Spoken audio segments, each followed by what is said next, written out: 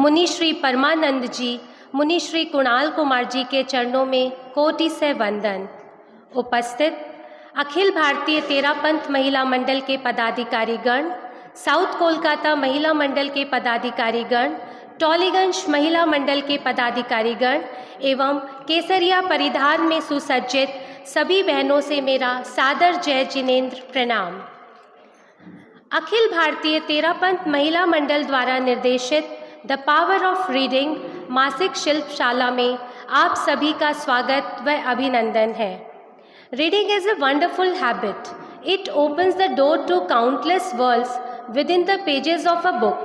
यानी किताबें पढ़ना एक शानदार आदत है जो इन किताबों के पन्नों के बीच अनगिनत दुनिया के दरवाजे भी खोलती है। इसी के बारे में हम विस्तार से जानेंगे आज।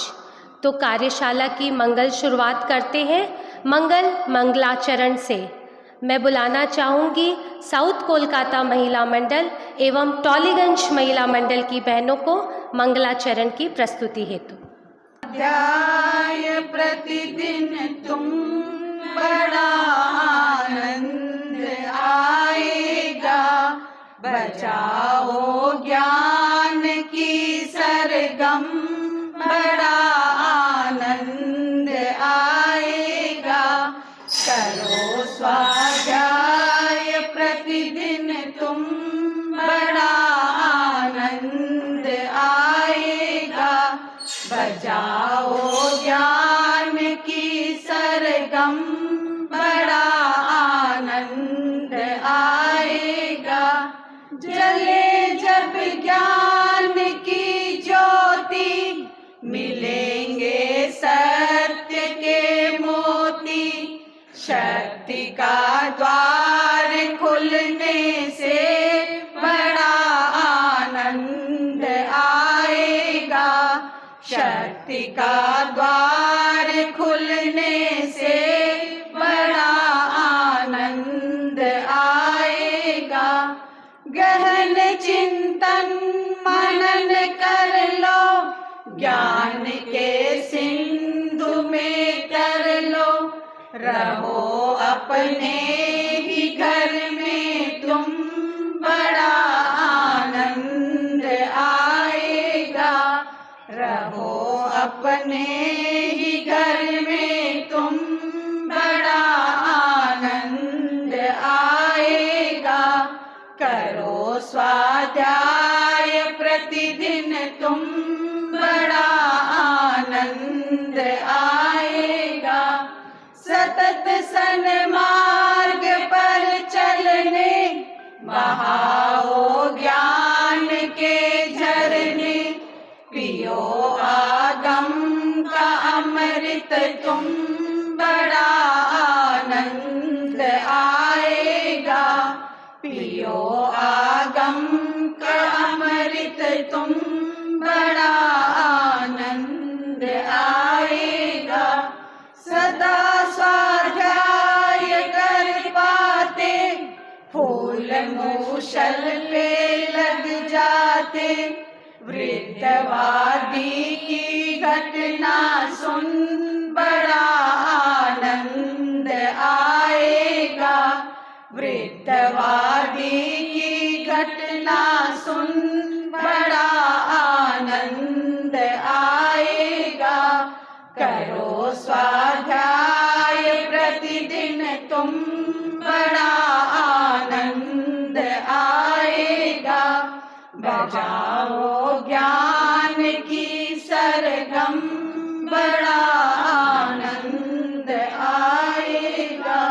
बजाओ ज्ञान की सरगम, बड़ा आनंद आएगा। मंगल मंगलाचरण के पश्चात स्वागत के शब्दों में अपने विचार रखने के लिए मेरा आग्रह साउथ कोलकाता महिला मंडल की एनर्जेटिक अध्यक्ष श्रीमती पद्मा जी कोचर से। आराध्य के चरणों में कोटिशर नमन।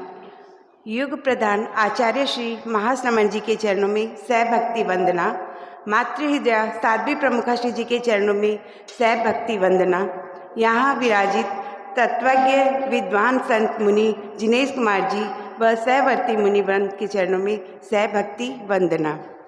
अखिल भारतीय तेरापंथ महिला मंडल द्वारा निर्देशित शिल्पशाला द पावर ऑफ रीडिंग में पधारे सभी टॉलीगंज महिला मंडल के सम्माननीय अध्यक्ष पदाधिकारीगण, अखिल भारतीय महिला मंडल के पदाधिकारीगण व साउथ कोलकाता महिला मंडल की सम्माननीय संरक्षिकागण, पदाधिकारीगण, कार्य समिति बहनों, संयोजिका बहनों एवं उपस्थित समस्त महिला मंडल परिवार से सादर जय जिनेंद्र और सभी का हार्दिक स्वागत। अनंत अनंत। गुरुदेव महाश्रमण जी के शब्दों में कहूँ तो तेजी से बदलती दुनिया में इंसान को टेक्नोलॉजी के साथ बहुत सी चीज़ें मिल रही है। दिन भर मोबाइल में व्यस्त रहने के कारण उसके रेडिएशन से स्ट्रेस और टेंशन में हम सभी हैं, और यदि इसी तरह हम टेक्नोलॉजी के गुलाम बने रहे तो वह दिन दूर नहीं जब हम केवल इसी के गुलाम बनकर रह जाएंगे। आज की भागदौड़ वाली लाइफ में कोई यदि सुकून दे सकता है हमें तो वो है हमारी बुक्स, और हमारे ब्रेन को यदि कोई पावर दे सकता है, अशांत मन को यदि कोई शांत कर सकता है तो वो है अच्छी बुक्स और अच्छा साहित्य। हमारे गुरुवरम और मुनिवरम हमें ये प्रेरणा हमेशा ही देते हैं कि पूरे दिन में कम से कम हम आधा घंटा तो स्वाध्याय करें, जो हमारे बौद्धिक, मानसिक एवं आध्यात्मिक विकास के लिए बहुत ज़रूरी है। मुनीश्री जी, आपके प्रति अनंत अनंत कृतज्ञता ज्ञापित करती हूँ, क्योंकि जब भी हमारा कोई प्रोग्राम होता है तो आपके यहाँ विराजने से हम एक निश्चिंत रहते हैं, निश्चिंतता रहती है हमें कि हमारा कोई भी प्रोग्राम आएगा, हमें कुछ इतना ज़्यादा टेंशन नहीं लेना है। मुनीश्री जी पूरा प्रोग्राम सुचारू रूप से, व्यवस्थित रूप से, और वक्तव्य उनका प्रेरणादायी ऐसे ही होता है, तो हमें कुछ सोचने की ज़रूरत ही नहीं पड़ती है कि हमें किनको बोलना है, कौन बोलेगा। तो मतलब ऐसे लग रहा है हमें कि हमारे 4.5 महीना, लगभग 4.25 महीना में जितनी भी कार्यशालाएँ आई मुनीश्री जी के सानिध्य में, कभी हम लोगों ने सामूहिक की और कभी हमने अकेले भी की, लेकिन मुनीश्री जी कभी भी अपने व्यस्त टाइम में से ऐसे कभी नहीं बोले कि नहीं आज नहीं कल, मतलब जिस दिन जिस समय बोला मुनीश्री जी बोले हाँ एकदम आराम से करो। तो आपके प्रति बहुत अनंत अनंत कृतज्ञता।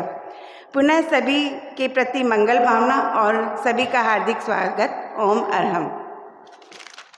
पद्मा जी, स्वागत के इसी क्रम में विनम्र अनुरोध टॉलीगंज महिला मंडल की जागरूक अध्यक्ष श्रीमती स्नेहलता जी पुगलिया अपने विचारों के साथ।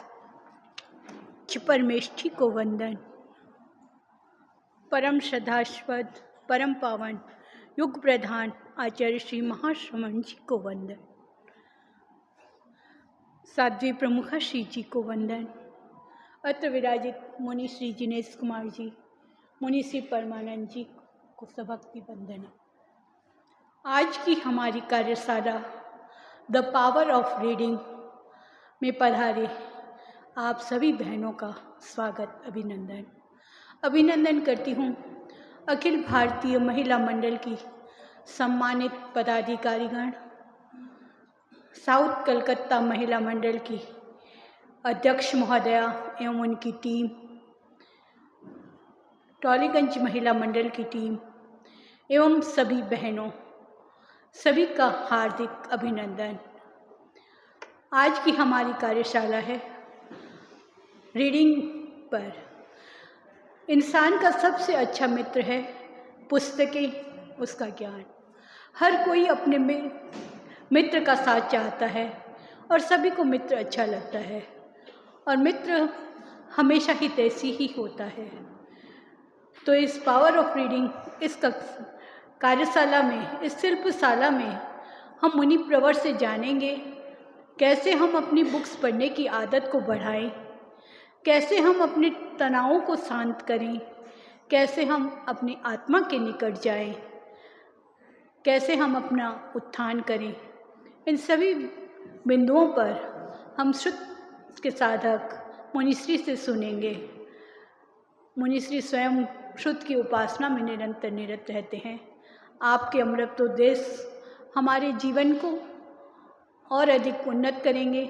हम अपने आध्यात्म मार्ग पर और अधिक जागरूकता से बढ़ सकेंगे, यही आशा है। मैं पुनः आप सभी का इस कार्यशाला में स्वागत करती हूँ और यही कहना चाहती हूँ कि हम केवल यहाँ से सुनकर नहीं, कुछ ऐसा ग्रहण करके जाएं कि हम अपने लिए, अपने उत्थान के लिए कुछ कर सकें। तभी हमारी यह कार्यशाला में आना सार्थक होगा। अखिल भारतीय महिला मंडल का जो प्रयास है हमारे आध्यात्मिक विकास का, उसमें हम गतिमान रह सकेंगे। मैं मुनि प्रवर के प्रति हार्दिक कृतज्ञता ज्ञापित करती हूँ और साथ ही साउथ कलकत्ता महिला मंडल की अध्यक्ष महोदया, पूरी टीम की हमेशा वो हमें साथ रखते हैं और मातृ संस्था है, हमेशा बच्चों को साथ रखेंगे ही। पुनः सभी का स्वागत, आभार। आपका बहुत बहुत शुक्रिया स्नेहलता जी। तो अब हम जानेंगे रीडिंग की महत्ता, उसके फायदे, हम स्वयं का अंतर्जागरण कैसे करें, कैसे हम अपनी स्मरण शक्ति एवं शब्दावली का विकास करें, कैसे हम लेखन कौशल में सुधार लाएं एवं रीडिंग को अपनी दैनिक दिनचर्या में शामिल करें। हमारे सभी सवालों के जवाब मुनि श्री के पास। इस विषय पर मंगल उद्बोधन हेतु सविनय आग्रह श्रद्धेय मुनि श्री जी। अनंत आस्था प्रधान युग प्रधान महातपस्वी आचार्य श्री महाश्रमण जी के पावन चरणों में कोटि कोटि वंदन। श्रद्धेय मुनि श्री के पावन चरणों में भावभरा वंदन। मासिक कार्यशाला द पावर ऑफ रीडिंग में उपस्थित सभी महिला मंडल की बहनें, इंसान एक ऐसा भाग्यशाली व्यक्ति है या भाग्यशाली है जिन्हें पढ़ने की शक्ति प्राप्त हुई है। पढ़ने की आंखें, पढ़ने के लिए जो ब्रेन चाहिए, ब्रेन, मस्तिष्क, और पढ़ करके उस पर मनन करने की और समझने की जो शक्ति प्राप्त हुई है वह एकमात्र इंसान है। जानवर को वह शक्ति प्राप्त नहीं है, इंसान को वह शक्ति प्राप्त है कि वह पढ़ करके बहुत कुछ प्राप्त कर सकता है। तो पढ़ने के बहुत सारे फायदे हैं और इसलिए भगवान ऋषभ ने अपने पुत्र पुत्रियों ब्राह्मी सुंदरी भरत बाहुबली को, ब्राह्मी को लिपि सिखाई, 18 प्रकार की लिपियां सिखाई और ब्राह्मी के नाम से ही लिपि का नाम ब्राह्मी लिपि पड़ा। तो पढ़ने का इतिहास और लिखने का इतिहास जैन धर्म के हिसाब से बहुत पुराना है, बहुत प्राचीन है। हजारों लाखों करोड़ों वर्षों से लोग लिखते आ रहे हैं, पढ़ते आ रहे हैं और लिख पढ़ करके अपनी ज्ञान क्षमता का विकास करते आ रहे हैं। और वर्तमान के युग में और टेक्नोलॉजी के युग में ये बहुत कुछ बदल चुका है। पढ़ना और लिखना, बहुत सारे लोग कहते हैं कि पढ़ना कम हो गया है, परंतु कम कहाँ हुआ, पढ़ना तो बहुत हो गया, बहुत बढ़ गया है। आज देखें इतनी बहनें बैठी हुई हैं, ऐसी कोई बहन है कि जो मोबाइल में नहीं पढ़ती है? शायद मुश्किल है, कोई 2-4 मिल जाए तो मिल जाए। तो पढ़ना कम कहाँ हुआ, पढ़ना तो बहुत हुआ। दिन भर में 24 घंटे में 50 बार मोबाइल चेक करते होंगे, पढ़ते होंगे, तो पढ़ते बहुत है, पर पढ़ना क्या, ये बहुत महत्वपूर्ण है। पढ़ने के लिए बहुत कुछ हमारे सामने है, भले मोबाइल के माध्यम से हो, भले अन्य माध्यम से हो और भले पुस्तकों के माध्यम से हो। पुस्तकें बहुत है पढ़ने के लिए, परंतु पुस्तकों को पढ़ने के लिए टाइम नहीं है।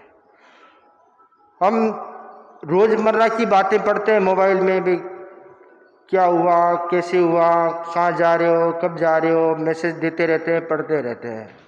वो एक आदमी की आवश्यकता है, हो सकती है, परंतु मूल है कि अपने ज्ञान का विकास, अपने ज्ञान का विकास हम पढ़ करके कैसे कर सकें, कि हमारी जो रीडिंग है वह कैसे पावरफुल बने, जिससे हम हमारा विकास कर सकें। तो उसके लिए ज़रूरी है कि सबसे पहले हमारे जीवन में नियमितता हो, पढ़ने के प्रति नियमितता हो कि प्रतिदिन भले 10 मिनट ही पढूं पर अवश्य पढूं। रात को सोने से पहले एक नियम बना लेना चाहिए कि जैसे रात को सोने से पहले माला फेरते हैं, सुबह उठकर माला फेरते हैं, उसी प्रकार सोने से पहले 10 मिनट मैं अवश्य पढ़ूंगी। उठने के बाद तो समय नहीं रहता है, उठने के बाद तो बहुत सारे काम रहते हैं, पर सोने से पहले अब टाइम अपने हाथ में है। अपन चाहे 10 मिनट लेट सो सकते हैं और जब सोएंगे तो सही, 10 बजे सो, 12 बजे सो, 1 बजे सो, जब भी सोएंगे सोने से पहले 10 मिनट में पढ़ करके सोऊंगी। तो पहला ये संकल्प हो रीडिंग का, पढ़ने का, तो एक पढ़ने के प्रति जागरूकता पैदा हो सकती है। हम बहुत बार देखते हैं कुछ लोग पुस्तक को अपनी बैग में रखते हैं। जब यात्रा करते हैं, ट्रैवलिंग करते हैं, बाहर जाते हैं, ट्रेन में जाते हैं, बस में जाते हैं, गाड़ी में जाते हैं, तो एक पुस्तक को अपनी बैग में रखते हैं। पुस्तक में रखने का फ़ायदा है, कुछ लोग कहते हैं मोबाइल में पढ़ो, और मोबाइल में पढ़ोगे तो एक तो बैटरी लगेगी मोबाइल में, और जो मोबाइल का रेडिएशन है उसका इफेक्ट आंखों पर आएगा। उसकी बजाय अगर पुस्तक पास में रखेंगे तो आप भी पढ़ पाएंगे, और जब आप नहीं पढ़ रहे होंगे तो आपका पड़ोसी कोई पढ़ पाएगा, आपके साथ कोई है तो वह पढ़ पाएगा। पुस्तक का बहुत बड़ा फायदा है। पुस्तक एक पीढ़ी नहीं, कई पीढ़ियों को पढ़ा देती है। हम देखते हैं कई पुरानी पुस्तकें 100 साल से पढ़ी है, वो पहले लोग पढ़ते थे, आज भी पढ़ रहे हैं और आगे भी पढ़ते रहेंगे। तो एक पुस्तक कई पीढ़ियों को पढ़ा सकती है, एक पुस्तक सैकड़ों व्यक्तियों को पढ़ा सकती है। तो पढ़ने की आदत डालें कि रोज़ मैं 10 मिनट पढ़ूंगा, 10 मिनट पढ़ूंगी, इतना सा संकल्प अगर होगा तो पढ़ने का बहुत बड़ा फायदा होगा। हमारी मस्तिष्क की शक्ति जो है वह विकसित होगी। हमारे पास में शक्ति तो है परंतु हम उसका उपयोग नहीं करते हैं। अलमारी में गहने रखे हुए हैं पर ताला लगा रखा है तो क्या काम आएंगे? गहने आप पहनोगे तब दिखाई देगा या उसका जो फायदा है वो आपको मिलेगा। अलमारी में पड़े तो पड़े ही रहेंगे, क्या काम आएंगे? तो ठीक उसी प्रकार हमारी मस्तिष्क की शक्ति हमारे पास में बहुत है परंतु हम पढ़ते नहीं है, रीडिंग नहीं करते हैं, तो वो मस्तिष्क की शक्ति सुप्त पड़ी रहती है, जागृत नहीं हो पाती है। तो मस्तिष्क की शक्ति को जागृत करना है तो उसके लिए जरूरी है कि हम थोड़ा सा पढ़ने का अभ्यास डालें। बोलने का अभ्यास हर किसी को है, ऐसा कोई है जिसको बोलने का अभ्यास नहीं है? यहाँ पर बैठी हुई हर महिला वक्ता है, ऐसी कोई बहन नहीं होगी जो वक्ता नहीं हो, सिर्फ श्रोता हो, ऐसी कोई नहीं होगी।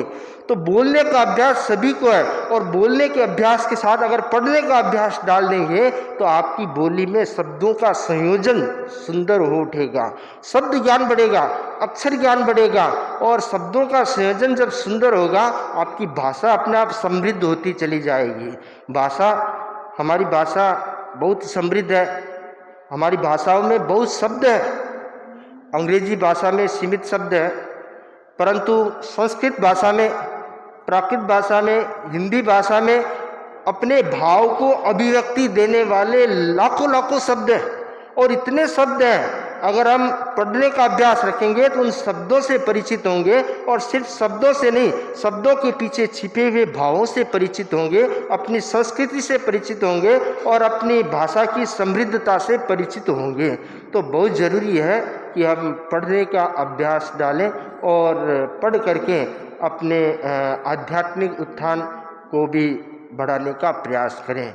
पुस्तकें अनेक प्रकार की हो सकती है, अनेक विषयों पर हो सकती है। हमारा चयन कैसा हो ये भी बहुत महत्वपूर्ण है। पढ़ते तो है, कुछ लोग बहुत पढ़ते हैं परंतु पुस्तकों का चयन कौन सा है?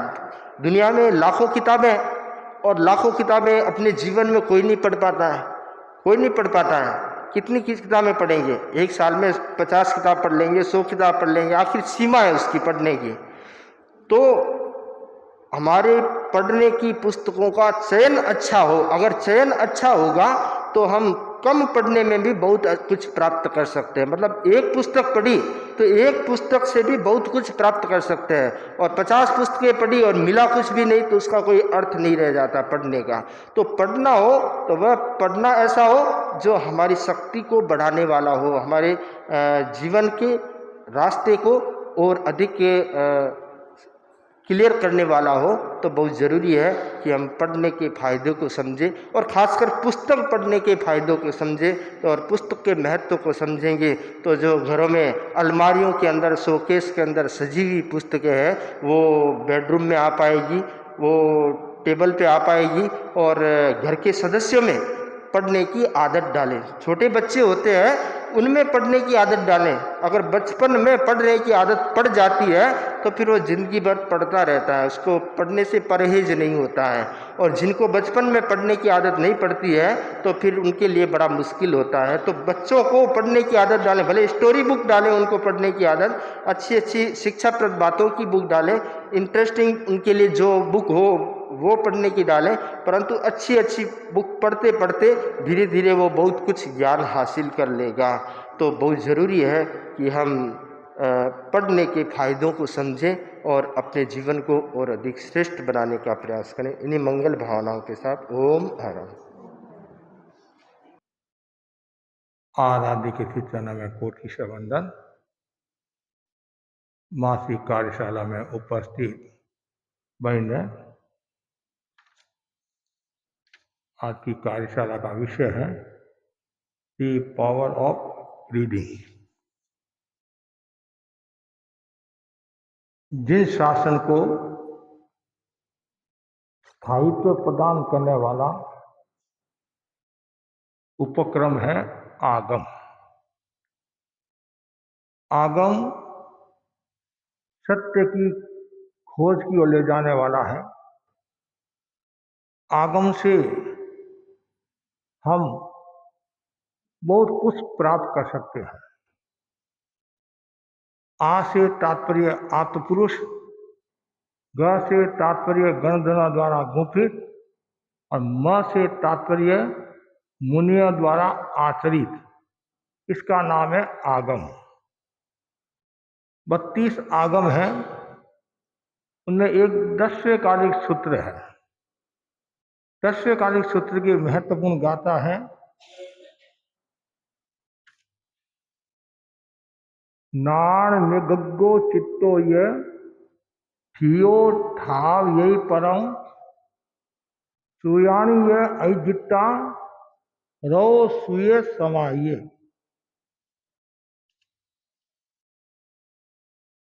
जीवन विकास में ज्ञान की महत्वपूर्ण भूमिका रहती है और ज्ञान के लिए आवश्यक है अध्ययन। जो जितना ज्यादा अध्ययन करेगा उतना ही उसका ज्ञान परफेक्ट होगा। किसी को यदि वक्ता होना है, लेखक होना है, तो उसके लिए अध्ययन जरूरी है। जितना ज्यादा वह अध्ययन करेगा उतना ही वह परफेक्ट लेखक बनेगा, अच्छा प्रवचनकार बनेगा और अच्छा पढ़ाने वाला बनेगा। इसलिए कहा गया है श्रवण, मनन, निधिध्यासन, ये अध्ययन का एक समग्र क्रम है। पहले सुनो, मनन करो, फिर निधिध्यासन आचरण में लाओ। जैन दृष्टि के अनुसार श्रवण, ज्ञान और विज्ञान आदि अध्ययन का सर्वांग रूप है। पहले सुनोगे, ज्ञान होगा, फिर विज्ञान होगा, फिर व्यक्ति आगे बढ़ेगा। और हमारे जो देश विदेशों में जो लेखक हुए हैं उनके विचार भी सुनने जैसे हैं और उन्होंने बहुत सुंदर कहा। जो एडिसन कहता है कि मस्तिष्क को अध्ययन की उतनी ही जरूरत है जितनी शरीर को व्यायाम की। शरीर को स्वस्थ रखने के लिए कसरत, योगासन की आवश्यकता रहती है, उसी प्रकार मस्तिष्क को सक्रिय रखने के लिए अध्ययन की आवश्यकता रहती है।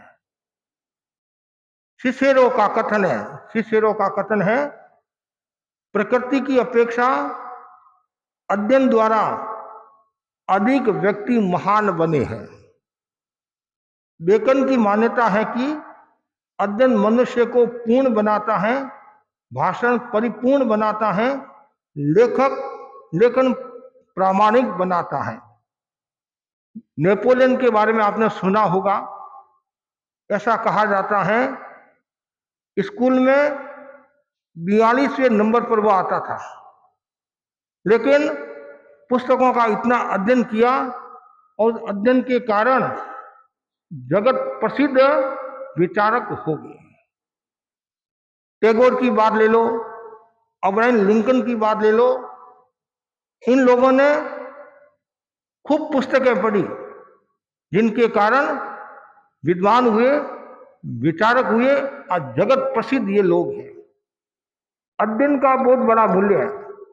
जीवन सौरभ में लिखा गया है, यदि किसी के पास में 2 रुपये है, 1 रुपया की रोटी लाता है और 1 रुपया की पुस्तक लाता है, तो रोटी तो जीवन देती है और पुस्तक जीवन की कला देती है। तिलक ने भी कहा था, यदि मेरे पास में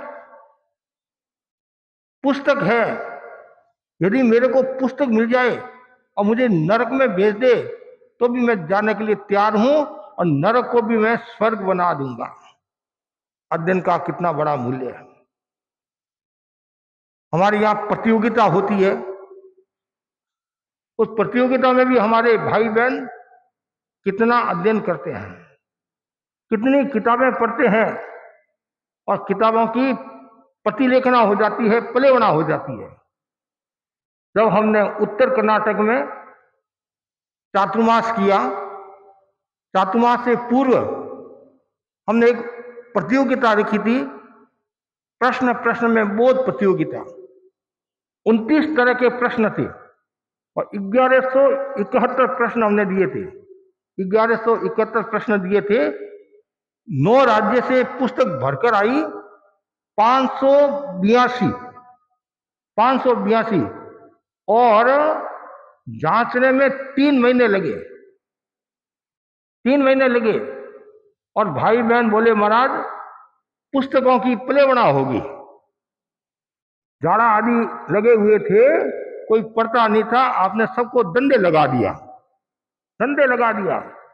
और अन्य संप्रदाय की बहनें बोली कि तेरा पंथ में भी इतने बड़े बड़े तपस्वी संत हुए हैं, ये इस पुस्तक के माध्यम से, भरने के माध्यम से पता चला। तो अध्ययन का कितना बड़ा मूल्य है। और 10वें कालिक सूत्र की जो मैंने गाथा जो आपके सामने प्रस्तुत की, उसमें बताया गया है अध्ययन के द्वारा ज्ञान होता है। पहला लाभ क्या है? अध्ययन के द्वारा ज्ञान होता है। कुछ बहनें निराशा के स्वर में बोलती है कि हमारे को याद नहीं होता है। जितना आपको याद है उतना और किसी को याद है क्या? तो याद में अंतर है। आज से 50 साल पहले किसी के साथ में लड़ाई हुई, झगड़ा हुआ, और 50 साल पहले आपकी शादी हुई, उसका ब्यौरा बताना पूरा बता दोगे। मेरी यहाँ शादी हुई, पतिदेव यहाँ आए, मैंने पतिदेव को ये बात कही, यहाँ फोटो खिंचाया, ये किया, मेरी शादी में इतने लोग आए, याद है कि नहीं है? सब याद है। और फिर उसका आप पूरा रखते हैं। अब कुछ महीने हैं, वो 50 साल के बाद में जो वो फोटो का जो होता है ना एल्बम है, वो पोता पोती बेटे को बताते हैं कि मेरी शादी का ये एल्बम है, और आप कहते याद नहीं रहता है। जो अनावश्यक चीजें हैं वो आपको याद रहती हैं, आवश्यक चीजें याद नहीं रहती हैं। भौतिक चीजें याद रहती हैं, शरीर की चीजें याद रहती हैं, तो आत्मा की चीजें याद नहीं रहती हैं। कर्म काटने की चीजें याद नहीं रहती हैं कि सुबह महाराज ने व्याख्यान में क्या फरमाया, याद नहीं है। और अध्ययन होगा तो ज्ञान बढ़ेगा, ज्ञान बढ़ेगा तो प्रवचन सुनने में आनंद आएगा। यदि मैंने कोई थोड़ी गहरी भी बात बता दी, यदि आपके पास में तत्व ज्ञान है तो आप तत्काल पकड़ लोगे कि ये बात 25 बोल की है, ये बात गम्मा के थोकड़े की है, ये बात 52 बोल की है, ये बात 62 की है। और ज्ञान ही नहीं है कि महाराज क्या फरमा रहे हैं, हमारे तो कुछ समझ में ही नहीं आ रहा है। क्यों? आपके पास में अध्ययन नहीं है। वही बात यदि रसोई की बताता मैं है तो फटाफट सब सुनने लग जाते। क्यों? रसोई का आपको ज्ञान है, साड़ी का ज्ञान है, कपड़ों का ज्ञान है, लेकिन वो उतना ज्ञान है तो ये भी एक ज्ञान होना चाहिए। इसलिए अध्ययन से ज्ञान होता है। और मोक्ष के 4 जो मार्ग बताए हैं उनमें पहला मार्ग कौन सा है? सम्यक ज्ञान। अध्ययन से ज्ञान होता है। ज्ञान भी 2 प्रकार का होता है, भौतिक ज्ञान और आध्यात्मिक ज्ञान। ग्रहणात्मक शिक्षा, आसेवनात्मक शिक्षा।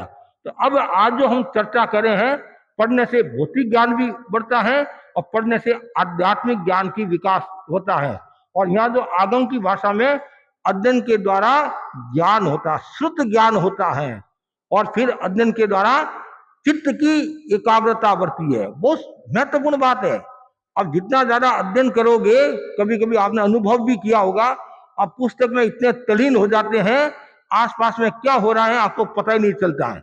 कभी कभी होता नहीं, बच्चा टीवी देख रहा है, टीवी में इतना मशगूल हो गया, वह कोई अंदर भी आ गया तो भी उसको पता नहीं चलता है। तो ज्ञान में इतना मशगूल हो जाता है तो उसको पता भी नहीं चलता है और क्या हो रहा है। क्यों? उसका चित्त एकाग्र हो गया। तीसरा जो लाभ बताया है वो धर्म में स्थित होता है। बहुत महत्वपूर्ण बात है। यदि आपके पास में सम्यक ज्ञान है और आत्मा का ज्ञान है, मैं कौन हूं, कहां से आया हूं, मुझे कहां जाना है, इसका ज्ञान है तो आप धर्म में स्थित होगे। और चौथा जो लाभ बताया है, और दूसरों को भी धर्म में स्थित करोगे। यदि आपके पास में ज्ञान है तो आप जैन धर्म के बारे में बता सकते हैं, अन्य धर्मों के बारे में बता सकते हैं। और जैन यदि ज्ञान नहीं है तो गंगा गए गंगादास और यमुना गए यमुनादास। हाँ, मतलब वो कहा जाता नहीं, खमा गणी तेज वाणी, फूट गया पात्रा निकल गया पानी। महाराज कोई बात कहते नहीं, हाँ खमा गणी खमा गणी खमा गणी, पुराने शब्द में बोलते नहीं, खमा गणी तेज वाणी, फूट गया पात्रा निकल गया पानी। अब ये हंसी का पात्र हो जाता है। इसलिए ज्ञान का होना जरूरी है। जितना ज्यादा ज्ञान होगा उतना ही आपका विकास होगा। अब ज्ञान के लिए, अध्ययन के लिए 3 बातें जरूरी है। पहली बात है एकाग्रता। जो पढ़ने वाला है उसके लिए एकाग्रता जरूरी है। सबसे बड़ी समस्या क्या है? 5 मिनट पढ़ते हैं, 10 मिनट पढ़ते हैं, फिर किताब छोड़ देते हैं, फिर और कुछ प्रवृत्ति करने लग जाते हैं, इधर उधर की बातें करने लग जाते हैं। इससे हमारा ज्ञान बढ़ता नहीं है। तो अध्ययन के लिए सबसे पहले एकाग्रता जरूरी है। चंचलता को छोड़ना पड़ेगा। और हमारी सबसे बड़ी समस्या क्या है? हमारा मन इतना चंचल है और चारों ओर घूमता ही रहता है। मन को भी यदि वश में करना है तो श्रुत के द्वारा, जो गौतम और केशी स्वामी का संवाद आता नहीं, गौतम और केशी स्वामी का संवाद, मनो साहसियो भीमो दुष्टस्व परिधावई। ये मन साहसिक है, दुष्ट है, इसको आप कैसे वश में करते हैं? श्रुत के द्वारा, अभ्यास के द्वारा मैं मन को वश में करता हूं। और यही बात अर्जुन और श्री कृष्ण के बीच में जो संवाद होता है, तो कौनते अभ्यासेन है, मैं अभ्यास के द्वारा मन को वश में करता हूं। तो ये बहुत महत्वपूर्ण बात है। अध्ययन के लिए एकाग्रता जरूरी है, चंचलता नहीं होनी चाहिए। अब आधा घंटा पढ़ो, 15 मिनट पढ़ो, 10 मिनट पढ़ो, एकाग्रता के साथ पढ़ो। इधर उधर फिर कुछ भी हो जाए, कोई प्रवृत्ति में ध्यान नहीं, एकाग्रता के साथ पढ़ो। और दूसरा बताया है नियमितता। हमेशा नियमितता होनी चाहिए। हमारी सबसे बड़ी कमजोरी क्या है? 4 दिन तो वैराग आता है। मुनि दिनेश कुमार जी का चातुर्मास है, तत्व ज्ञान वाले संत है, तत्व ज्ञान बढ़ाएंगे। अब आपने भी कह दिया, जनता ने भी कह दिया तत्व ज्ञान वाले संत है और महाराज की सेवा करेंगे। चातुर्मास से पहले बड़ी बड़ी योजना बनाते आप। इस बार तो 25 बोल का अर्थ करेंगे, गमा का ठोकरा सीखेंगे, भगवती की जानकारी करेंगे। और जैसे जैसे चातुर्मास निकट आता है वैसे वैसे बात भूल जाते हैं। और फिर वहां महाराज चातुर्मास के बाद में फिर कहते महाराज जितना लाभ लेना चाहिए था उतना हमने लाभ लिया नहीं। तो किसने मना किया था? मना किसने किया था? मना तो किसी ने नहीं किया नहीं, लेकिन वो नियमितता नहीं है। 4 दिन वैराग आता है, गोष्ठी में भी आता नहीं। गोष्ठी में कुछ मेहनत इसलिए आती है, वो फाइन लग जाएगी, फाइन लगती नहीं, फाइन हाजिरी भराने के लिए आती है। चाहे आधा घंटा के लिए आओ, 20 मिनट के लिए आओ, 25 मिनट के लिए आओ, हाजिर भरा, नहीं तो फाइन और मुश्किल हो जाएगी कि ये बहन आती नहीं है, 17 बातें और सुननी पड़ती है। तो उसमें आप इतनी सजगता रखते हैं, इतनी सजगता अध्ययन में रखो, नियमितता। कोई जरूरी नहीं आप 4 घंटा पढ़ो। मैं तो ये बच्चों को भी कहता हूँ, जो स्कूल में बच्चे पढ़ते हैं, यदि आप नियमित 2 घंटा रोजाना पढ़ाई करो, नियमित 2 घंटा रोजाना पढ़ाई करो, तो आप कक्षा में अव्वल आ सकते हैं, फर्स्ट आ सकते हैं। 2 घंटा कम नहीं होते हैं, लेकिन होता क्या है, परीक्षा का समय आता है, उसमें 5 घंटा, 6 घंटा, 4 घंटा पढ़ते हैं, फिर मम्मी भी दबाव देती है, पढ़ पढ़ पढ़। उसमें कभी कभी शरीर और खराब हो जाता है, शरीर और खराब हो जाता है, बीमारी और हो जाती है। इसलिए 8 महीना तो पढ़ते नहीं है, 9 महीना पढ़ते नहीं, लास्ट में 1 महीना है, फिर पढ़ते हैं, उसमें कभी कभी समस्या हो जाती है। इसलिए नियमितता। आचार्य प्रभु जी फरमाते हैं, आप रोजाना 1 श्लोक सीखो, 1 श्लोक रोजाना सीखो, तो भी साल के 365 श्लोक हो जाएंगे। और किसको बोले 365, और 5 वर्ष के कितने हो जाएंगे, 1600-1700 श्लोक हो जाएंगे। इतने में तो बेड़ा पार हो जाएगा। मैं मेरे छोटे संत कुणाल मुनि को कहता हूं, और कुछ नहीं तो रोजाना 1 श्लोक सिखाकर, 1 श्लोक सिखाकर, 1 आगम पद्य सिखाकर, 5 वर्ष में जब हम गुरुदेव के दर्शन करेंगे, 4 साल जब भी गुरुदेव के दर्शन करेंगे, तो हमारे पास में बहुत मसाला हो जाएगा, 1000 गाथा हो जाएगी, 500 गाथा हो जाएगी। तो फिर हम गुरुदेव को निवेदन कर सकते हैं, गुरुदेव आपकी कृपा से हमने इतना कंठस्थ किया है। 1 श्लोक याद करना, 1 श्लोक, 1 गाथा याद करनी, इतने में तो। और फिर उसका बार बार रिवीजन करते जाओ, चिताते रहो, तो वो ज्ञान भी परिपक्व होगा और वो भूलेंगे नहीं आप। तो इसलिए नियमितता जरूरी है। जैसे आप खाने में पीने में नियमितता रखते ही नहीं रखते हैं, रोजाना स्नान करना तो करना ही, रोजाना खाना तो खाना ही, रोजाना जाना तो जाना ही, रोजाना चाय पीना तो पीना ही। सुबह जैसे ही 5 बजते हैं, 6 बजते हैं, बेड टी, आकर्षण बेड टी बिस्तर में, मतलब अभी नीचे उतरे नहीं है। और कभी कभी तो पतिदेव ही आपको चाय लाकर देते हैं कि श्रीमती जी पी लो और मैदान में आ जाओ। तो कहने का मतलब है, उसमें आपकी इतनी नियमितता रहती है, हर चीज में नियमितता रहती है, तो अध्ययन में भी नियमितता रहनी चाहिए। तीसरी जो महत्वपूर्ण बात बताई है, वो है निर्विकारता। बहुत महत्वपूर्ण, निर्विकारता। कोई प्रकार का विकार नहीं होना चाहिए अध्ययन में। यदि विकार है, कषाय का भाव है, रागदेश का भाव है, वासना का भाव है, कामना का भाव है, तो फिर आपको इतना आनंद नहीं आएगा। निर्विकार पर एकदम विकारित पढ़ो, फिर देखो आपके पास में ज्ञान आता कि नहीं आता है। निरंतर ज्ञान करने से, नियमितता से, एकाग्रता से, चित्त एकाग्र होने से अनेक शक्तियों को प्राप्त हो सकते हैं। जैसे बताएगा नहीं, हम अध्ययन क्यों करते हैं, अध्ययन करने से मेरा ज्ञान बढ़ेगा। और कितनी महत्वपूर्ण बात बताई है, जितना हमारा अध्ययन होगा नहीं, उतना ही हमारा आगम सुरक्षित रहेगा। श्रुत की परंपरा एकदम व्यवस्थित रहेगी। पुराने समय में कंठस्थ की परंपरा थी, और फिर 1000 साल के बाद में फिर लिखने की परंपरा शुरू हुई। भगवान महावीर के निर्वाण के 980 वर्ष बाद में ये हमारे जो देवोद्दी गणिक समाज श्रमण हुए हैं, उससे पहले लिखने की परंपरा नहीं थी, कंठस्थ की परंपरा थी। तो एक बार वो सूंड का गांठिया लेकर आए, और गृहस्थ को वापिस भुलाना था, वो यहाँ रखा तो मैं भुला दूंगा, लेकिन वो भूल गए, सूंड का गांठिया भूल गए। फिर उन्होंने सोचा मैं सूंड का गांठिया भूल गया हूं, तो कल तो मैं आगम ही भूल जाऊंगा, याद नहीं रहेगा। उसके बाद में लिखने की परंपरा, उसका भी अलग अलग बताया। पुस्तकें कब से प्रारंभ हुई, ऐसा कहा जाता है, पुस्तकों के बारे में बताया जाता है। इतिहास अनुसार वर्तमान जैन आगमों का लेखन ये निर्माण संवत 980 या 993 में प्रारंभ हुआ। मुद्रण के विषय में कहा जाता है कि संसार में छापाखाना सर्वप्रथम सन 923 में चीन में चालू हुआ था।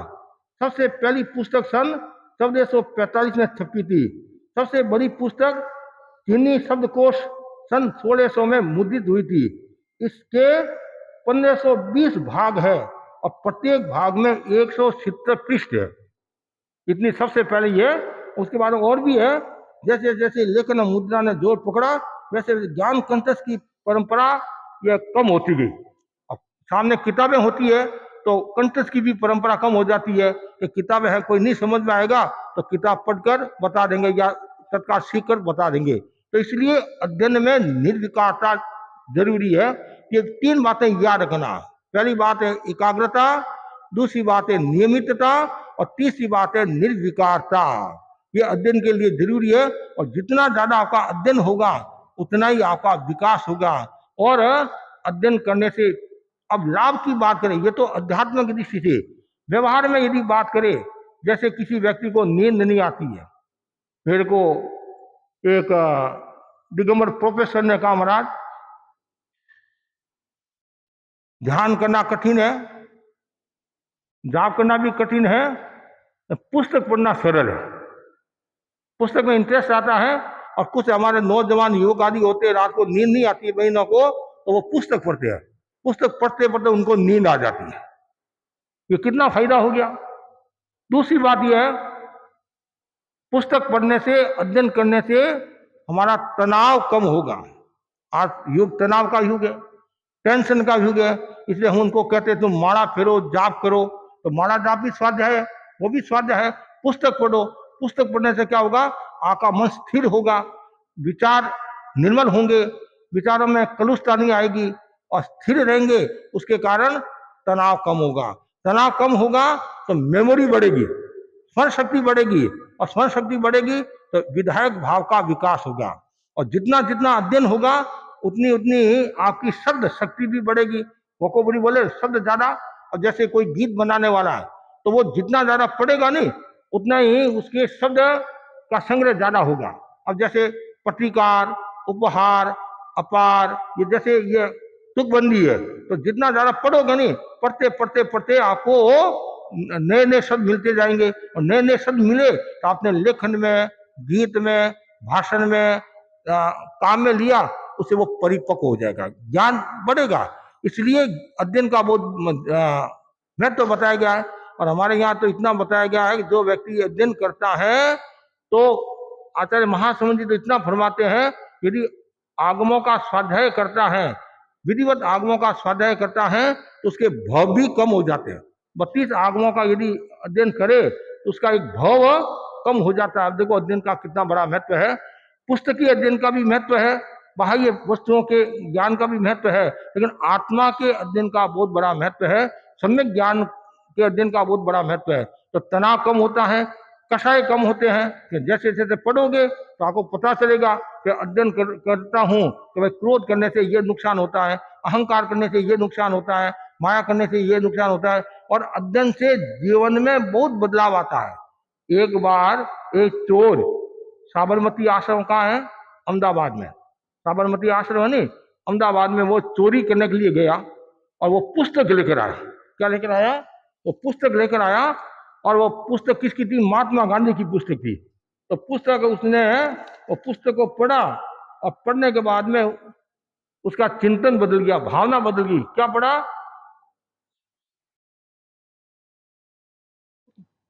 चोरी करने वाला कभी सुखी नहीं होता, चोरी करने वाला कभी सुखी नहीं होता, और उसके पास कभी धन नहीं होता।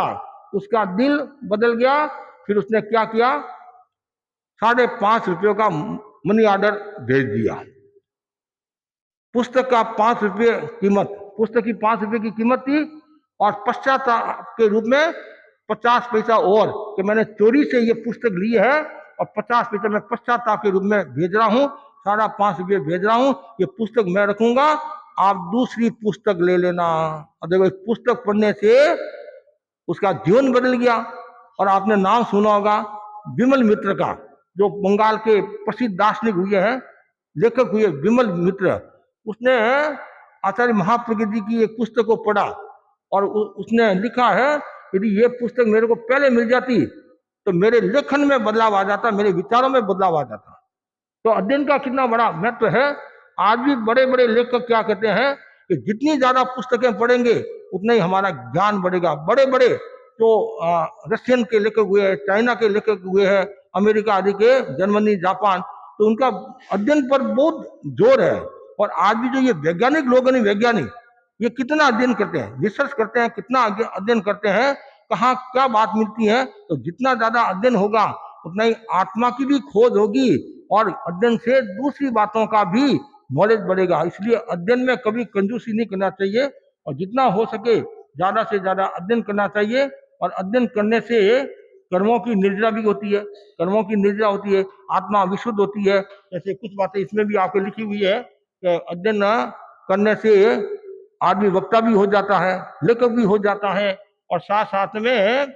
और अब ये कौन सा अध्ययन मेरे लिए उपयोगी, जो संतन बताया नहीं, अब अध्ययन तो बहुत है, कौन सा अध्ययन है, मेरी कैटेगरी कैसी है, मतलब मैं नर्सरी वाली हूँ या क्या मिडिल क्लास वाली हूँ, कॉलेज वाली हूँ या यूनिवर्सिटी वाली हूँ, उसके आधार पर अध्ययन करना चाहिए।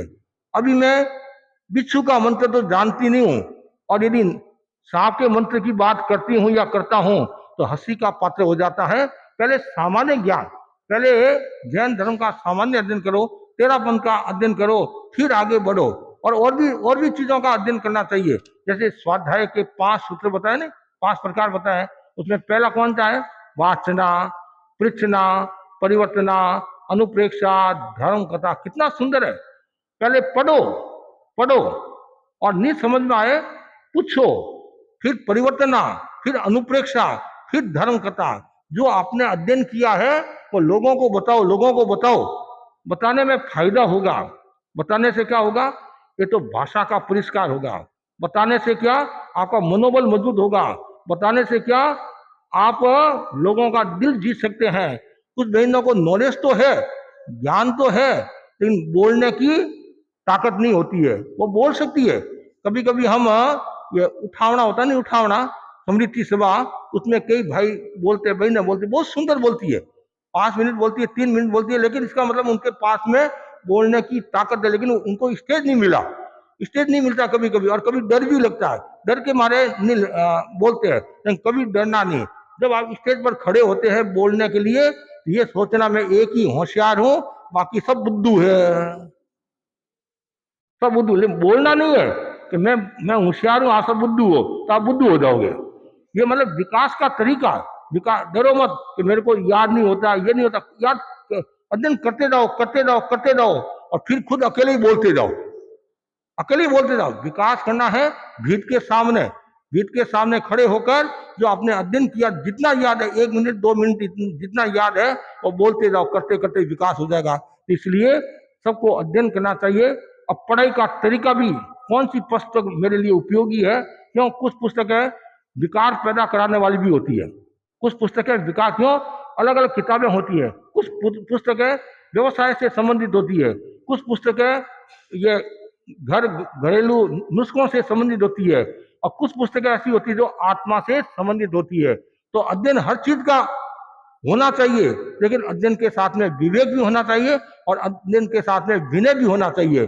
तो यदि जितना आपका अहंकार जाएगा, विनय बढ़ेगा, और उतना ही अध्ययन जल्दी आएगा।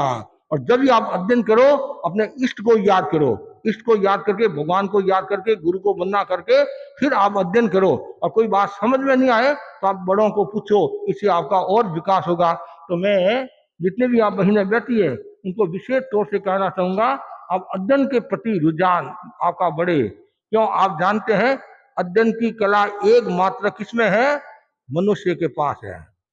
देवता भी इस रूप में अध्ययन नहीं कर सकते हैं, नारकी के जीव नहीं कर सकते हैं, तिरंज के जीव नहीं कर सकते हैं, और एक इंद्रिय, 2 इंद्रिय, 3 इंद्रिय, चतुरेंद्रिय, इनके पास तो कला है ही नहीं है। क्यों, अध्ययन करने के लिए मन चाहिए, और मन किसके पास में है, सन्नी पंचेंद्रिय जीवों के पास में है।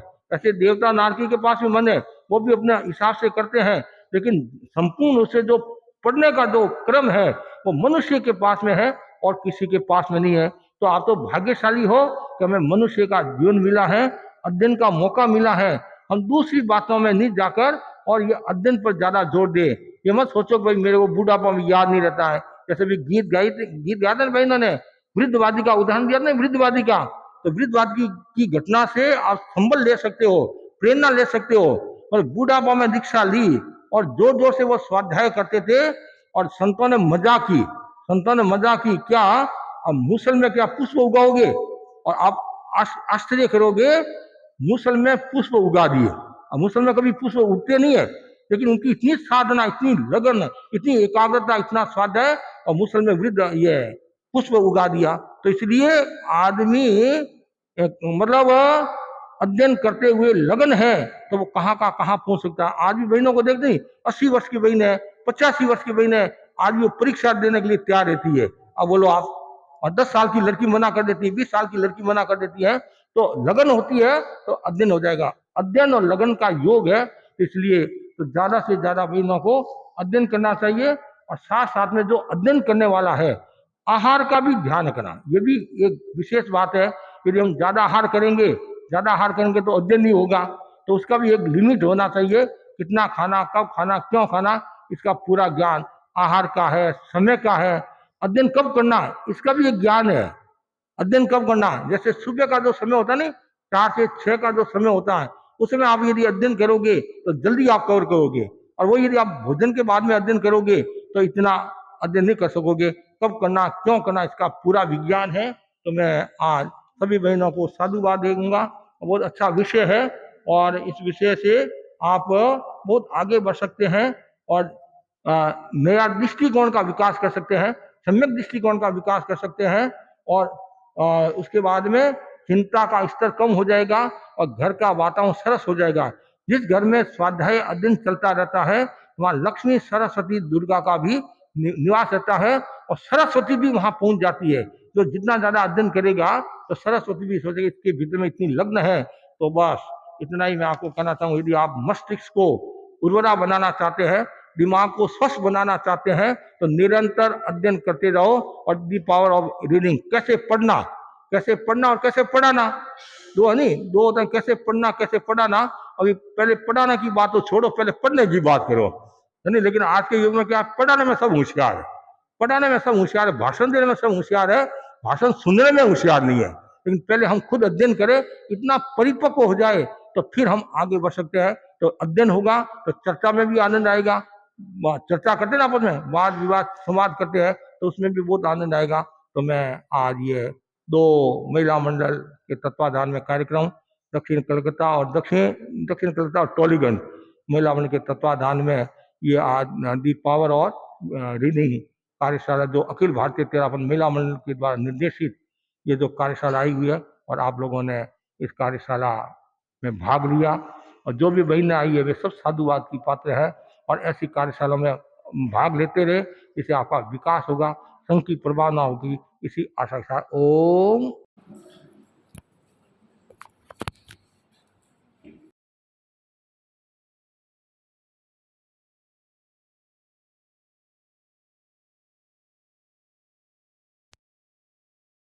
कोशिश करेंगे आपके द्वारा फरमाई बातों का अवलोकन कर सकें।